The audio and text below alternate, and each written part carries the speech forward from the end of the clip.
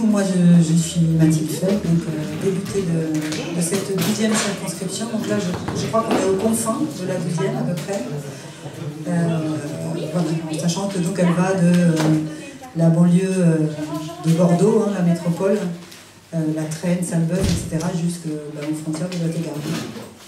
Donc il y a 155 villages dans cette circonscription, c'est pour ça que je ne connais pas encore tous en fait. Hein. Donc ici on est reçu par Xavier, j'essaierai pas de dire son nom de famille. Barthélemy, voilà.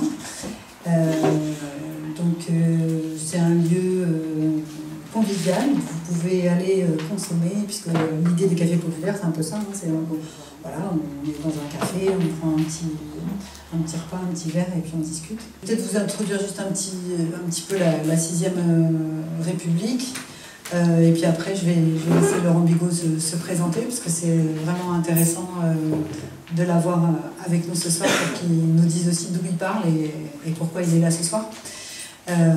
Donc voilà. Pourquoi une 6e République? Parce qu'on voit bien que la 5e, elle est, non seulement elle est fatiguée, mais en plus elle est détournée, elle est facilement détournable en fait, et on s'en est rendu compte à plusieurs reprises par un président qui souhaite garder absolument le pouvoir quoi qu'il arrive. Et on voit que la Constitution l'autorise en fait à faire ça, c'est-à-dire à ne pas écouter la rue, bien entendu, avec l'utilisation massive des 49.3. Donc dès qu'il y a des contestations, on arrête le débat, on bâillonne à la fois le Parlement, mais aussi on n'écoute pas du tout ce qui se passe dans la rue. C'est possible, constitutionnellement, c'est possible, 49.3, pas de problème, on peut le faire. On peut dissoudre l'Assemblée, faire des élections législatives, et ensuite ne pas respecter le choix des urnes, parce que finalement, la Constitution dit le président nomme le Premier ministre. Elle ne dit pas quand, elle ne dit pas où, elle ne dit pas comment.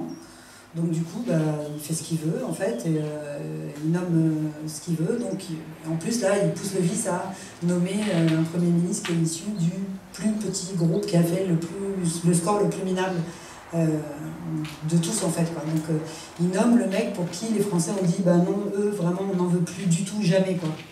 Mais c'est quand même le Premier ministre qui nomme. Donc nous aussi on utilise des outils constitutionnels, donc censure. Et qu'est-ce qu'il fait? Il renomme exactement la même chose, mais après 2 mois de vacances quand même, hein, on l'a vu sautiller partout. Là. Donc, il a inventé la trêve olympique, et ce qui fait beaucoup réfléchir, parce qu'en fait on se dit que si on pousse un peu plus loin, il aurait pu ne jamais nommer de Premier ministre en fait, enfin le nommer 2 mois avant 2027. Parce que finalement la Constitution, elle est tellement silencieuse là-dessus que rien ne l'empêchait, puis comme il est super fort, super intelligent, il n'a pas forcément besoin de Premier ministre non plus. Donc voilà, donc ça pose des questions qui sont vraiment assez fondamentales. Et pour toutes ces raisons, cette constitution, elle a été faite évidemment sur mesure, comme vous le savez, pour le général de Gaulle, qui était un homme qui avait certainement beaucoup de défauts, mais aussi certaines qualités, et en particulier, il était loyal, c'est-à-dire que le jour où il a dit moi je fais un référendum, si vous dites oui, je reste, si vous dites non, je m'en vais, il l'a fait. Et jusqu'à présent, aucun président ne s'était autorisé à ne pas faire d'alternance. À chaque fois qu'il y a eu des législatives qui ont donné le camp adverse vainqueur, à chaque fois il y a eu de l'alternance, et il y a eu un Premier ministre qui était dans l'opposition au président de la République.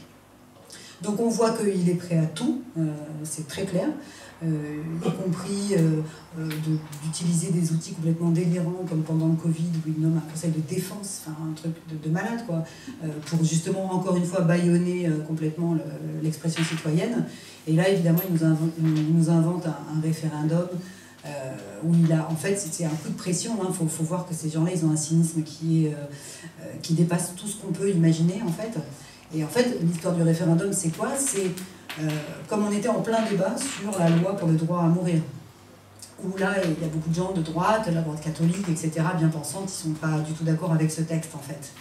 Donc le fait de dire, si jamais le Parlement ne réussit pas à se mettre d'accord sur cette loi, moi je ferai un référendum derrière pour interroger les Français, en fait, ça donne une carte blanche très très ouverte à la droite pour faire de l'obstruction au maximum, pour essayer qu'on se chicane sur ce texte et qu'on n'arrive pas à se mettre d'accord, parce qu'ils savent que derrière, il y aura ce référendum, potentiellement donc 6 mois après, hein, donc 6 mois de campagne, comme ils savent très bien le faire avec Bolloré et compagnie, parce que vous avez vu que tous les médias sont exactement du même côté, donc à bastonner sur la porte ouverte, au suicide assisté, etc. Enfin bref, 6 mois de campagne comme ça et une petite chance derrière de gagner un référendum finalement où tout le monde rejette ce texte. Voilà.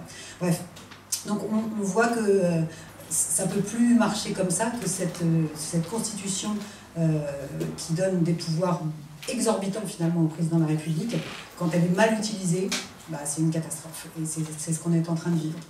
Donc voilà, donc ça c'était ma petite introduction. Ce que je dis souvent, c'est qu'en fait Macron il utilise la Constitution comme les avocats fiscalistes utilisent le Code des impôts. Moi je suis commissaire aux finances à l'Assemblée nationale et je travaille en particulier, j'ai fait un rapport spécial sur l'évasion fiscale. Et que font les fiscalistes, les avocats?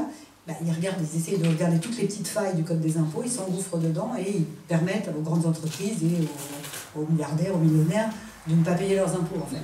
Ben, Macron il fait exactement la même chose en fait. Il a étudié la Constitution, il regarde jusqu'où il peut tirer toutes les ficelles et il fait la même chose.